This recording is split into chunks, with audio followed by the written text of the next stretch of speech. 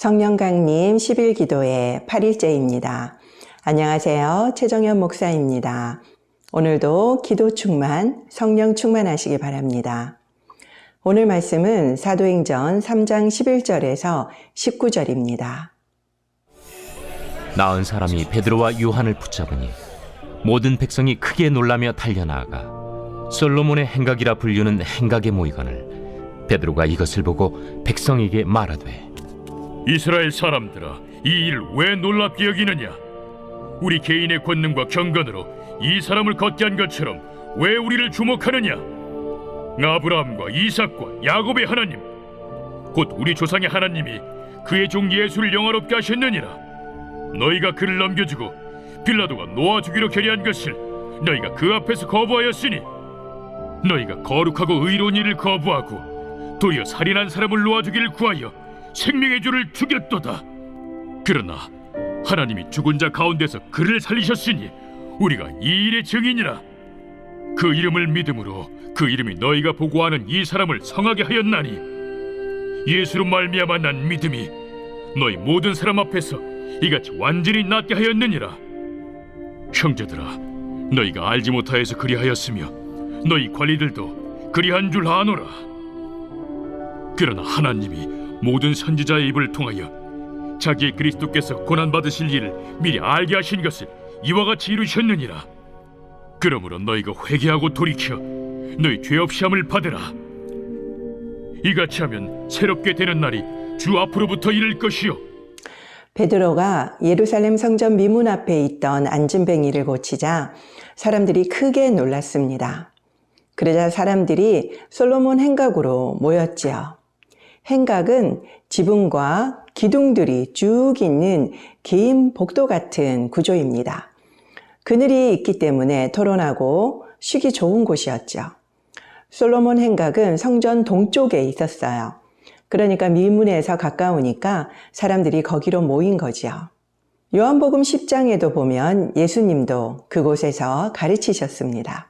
사람들이 모여들자 저번처럼 베드로가 또 설교를 합니다. 12절에 보니까 베드로는 두 개의 왜로 시작합니다. 첫 번째는 안진뱅이가 나은 걸 왜 놀랍게 여기느냐.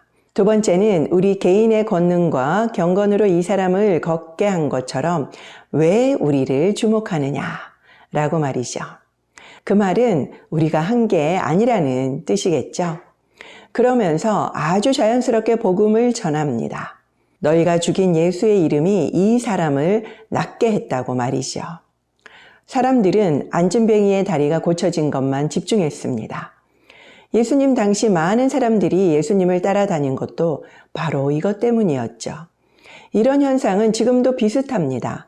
그래서 치유 집회에 많은 사람이 몰리지요. 병이 낫는 것도 중요하지만 무엇이 낫게 했는지 주목해야 합니다. 이건 흡사 아버지가 선물을 가져왔는데 아버지가 아니라 선물을 더 반기는 것과 같죠. 우리는 선물을 보고 아버지께 감사해야 합니다. 그래서 치유 현장에선 늘 조심해야 합니다. 사람들은 베드로가 치유의 능력이나 영적인 은사가 있어서 그를 고친 걸로 생각했지요. 그래서 베드로를 대단하게 여겼습니다. 그러자 베드로는 내 능력이 아니라 예수의 이름의 능력이 고쳤다라고 분명하게 이야기합니다. 우린 보통 사람들이 나를 주목하기를 원하지요.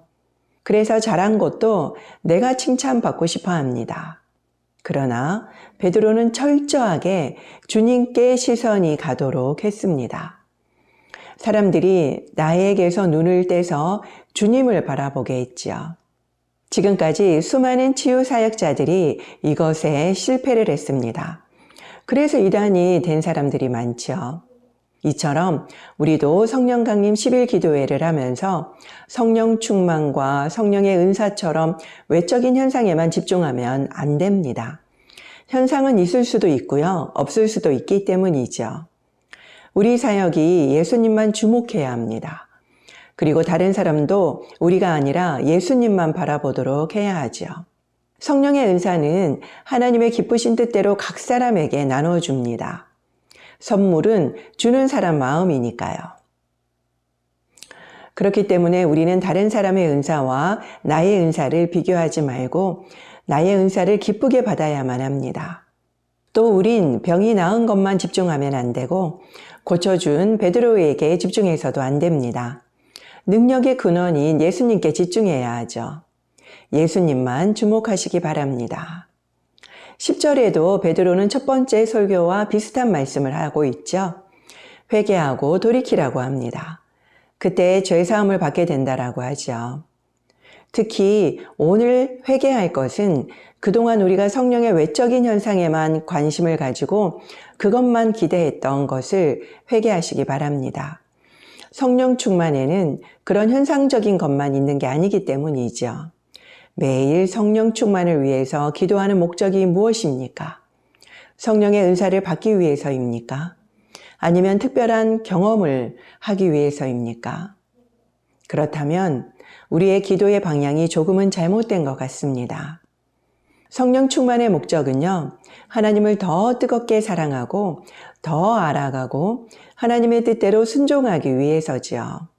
한마디로 말하면 더 깊은 교제입니다. 또 우리는 모든 걸 성령님께 맡기고 의지해야 합니다. 그래서 늘 성령님께는 겸손한 태도가 필요하죠.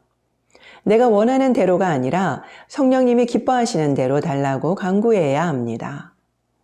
나도 10일 동안 기도했는데 왜 나에게는 오순절 때처럼 성령님이 불처럼 바람처럼 오시지 않나요? 라고 따지면 안 되겠지요. 성령님께 모든 걸 맡겨야 하기 때문입니다. 혹시 기대했던 외적인 변화가 없으십니까? 그렇더라도 분명히 다른 변화가 있을 거예요. 그걸 주님이 주신 선물로 감사하시기 바랍니다. 또 기억해야 할 것은 예수의 이름을 믿는 우리도 사도들과 동일한 기적을 할 수 있다는 사실입니다. 우리의 능력이 아니라 바로 예수의 이름의 능력으로 기적이 일어나기 때문이죠. 그래서 혹시 아픈 사람이 있을 때 믿음을 가지고 베드로와 같은 기도를 해보시기 바랍니다. 사탄은 늘 우리에게 의심을 집어넣습니다. 그러나 말씀 그대로 믿으시고 선포해 보세요. 처음에는 별 차이가 없을 겁니다.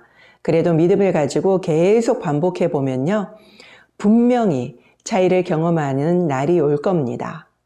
예수를 믿는 자에게 주신 선물이기 때문이니까요. 더 이상 사탄에게 속지 마시고 마음껏 선포하세요. 그러면 19절 말씀처럼 분명히 새롭게 되는 날이 반드시 올 것입니다. 기도하겠습니다. 그동안 성령 충만의 외적인 현상만 집중하고 은사들만 구해온 저를 용서해 주시옵소서. 그동안 나를 드러내고 주목받으려 한 마음도 용서해 주시고 이제는 오직 예수님만 주목하기 원합니다. 이제 성령님 하나님께 모든 걸 맡기오니 온전히 회개하고 돌이키게 하옵소서. 새롭게 되는 날이 속히 오게 하옵소서. 예수님의 이름으로 기도드립니다. 아멘.